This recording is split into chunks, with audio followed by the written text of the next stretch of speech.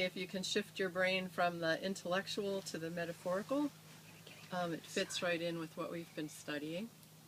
And it's a story for Sukkot. So it starts with the question of what is your sukkah? What is my sukkah?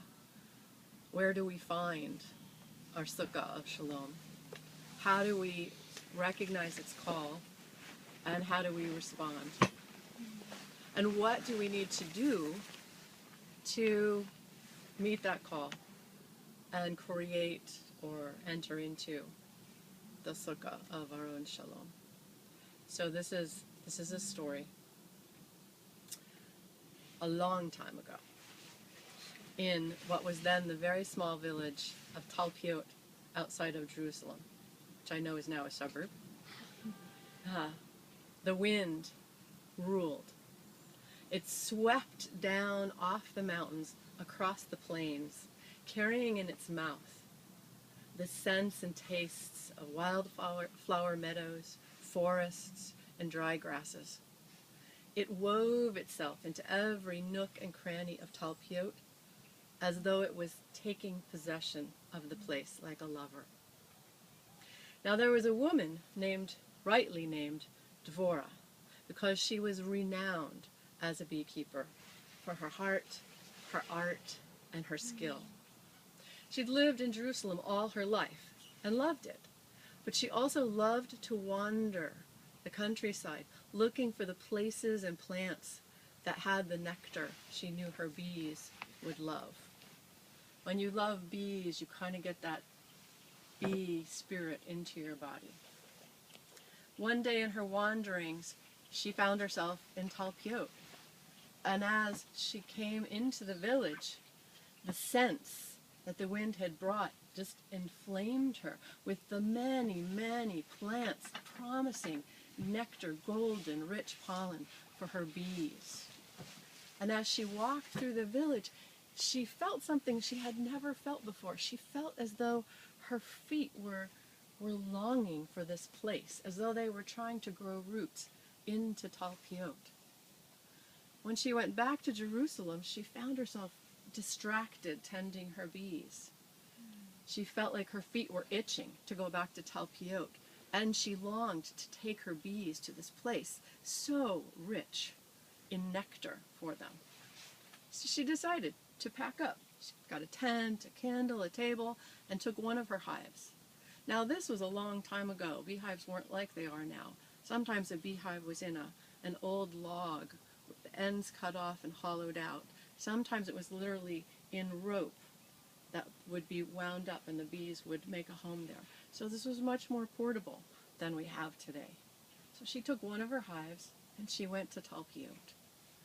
She hadn't been there long, getting all set up, when the wind came.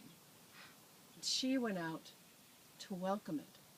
But when she left her tent, it swept in, not at all as she expected, stirring up dirt and spitting it in her eyes and sort of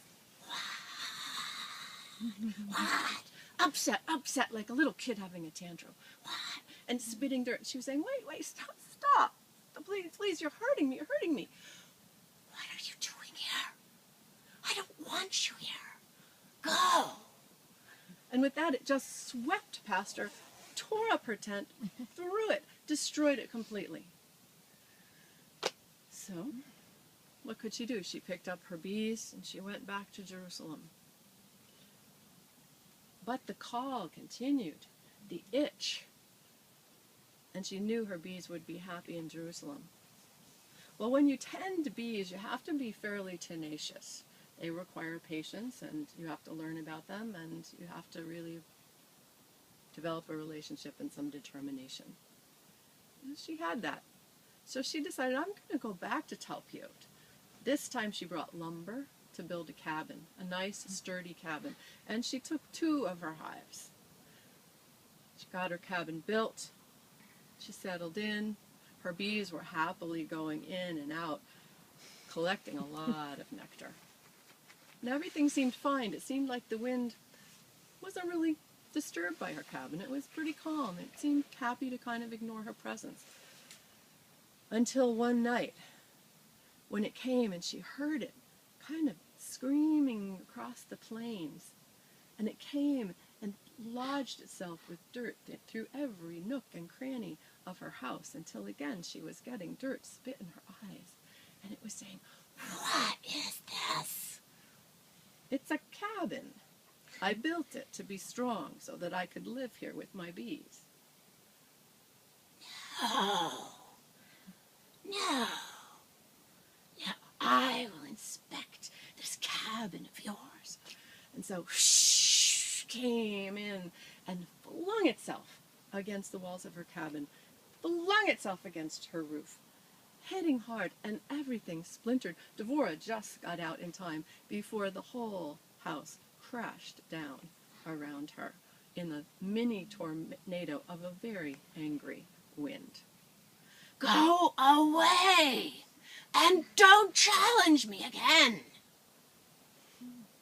Again, she went back to Jerusalem. But this time, she was mad. She was mad. She had taken care of her bees for a long time, and she had learned a lot from them.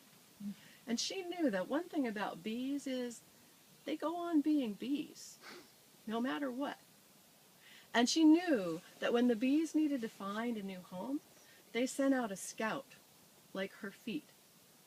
And when the scout finds a new home, it comes back, and the whole swarm trusts that scout. And en masse, they go to the new home, and they settle it. They don't ask permission. She'd come to trust the bee's instincts, and from that she's coming to trust her own. And so no wind, she decided, was going to choose for her. No wind was going to drive her out.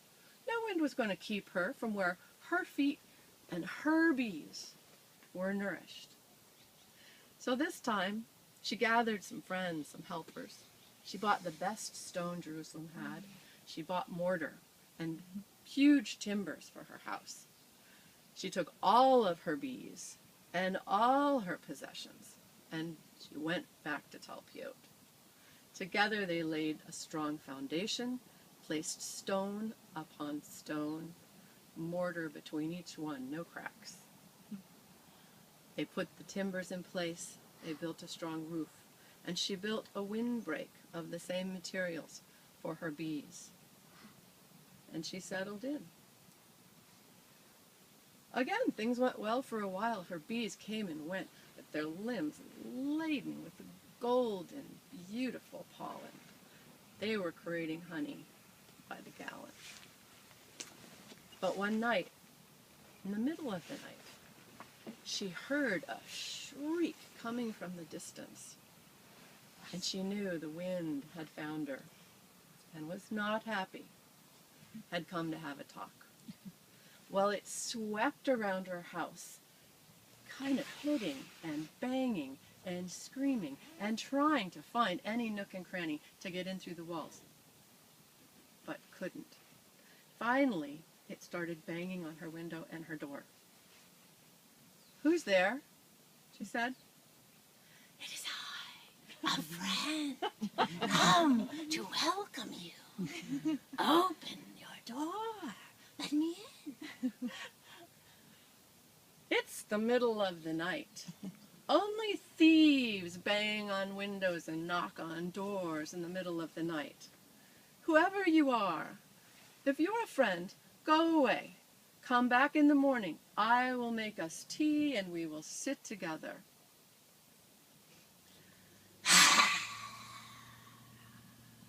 She heard the wind disappear in the distance. The next morning dawned clear and beautiful. The sky was calm. There was no wind. Dvorah worked in her garden with her bees. And again, several days passed. Sort of maybe a tired little breeze came through, as one would after having a tantrum. And so she waited. She knew it wasn't really over. Well, one night, the wind did come back again, and this time came like a teenager having a tantrum of a lifetime. screaming and shrieking and pounding and banging, doing everything it possibly could to bring that house down. It took hours before it finally expended all of its energy, and Devorah heard a huge sigh before it disappeared. Limbs had come down, trees had suffered, but her bees and her home were safe. It was quite a while before Devorah saw the wind again. But one day as she worked in her garden, she felt a velvety, heavy breeze come, and on it it brought a bouquet of wildflower and forest and loamy earth and dry grasses, all the scents that her bees loved. It was like a lover bringing flowers to the beloved he had quarreled with, to say, please, can we make up and have peace? The wind came into her garden, rustling the tops of the trees, just gently moving her flowers, and it caressed her face with a warm, soft touch. Thank you, she said. This is what I love about you. This is your best side. Come and sit with me. I'll make a pot of tea, and we can enjoy together all the beauty with the bees. From that time on, the wind and Devorah spent many, many happy hours in her garden as her bees did the work, having found the plants that it was the wind's gift to bring the way to. So for this year, may we each honor our deepest calling, where our sukkah of shalom resides. And whatever winds might rise up in our path, may we recognize them as the ruach, the breath of God, come as a messenger to strengthen us. What appears perhaps sometimes as a demon, may we recognize it just as a friend in disguise and allow it to help us to build our own inner Mishkan, so that we become clearer and clearer about who we are in our own pure soul, what we love, what we long for, what we value, and what we need, so that ultimately we're able to create a sukkah of shalom with an open tent where we can invite in even an old enemy, whether it's an internal demon or an external adversary, under a peaceful, gracious welcome. Wonderful. Thank you. Thank you.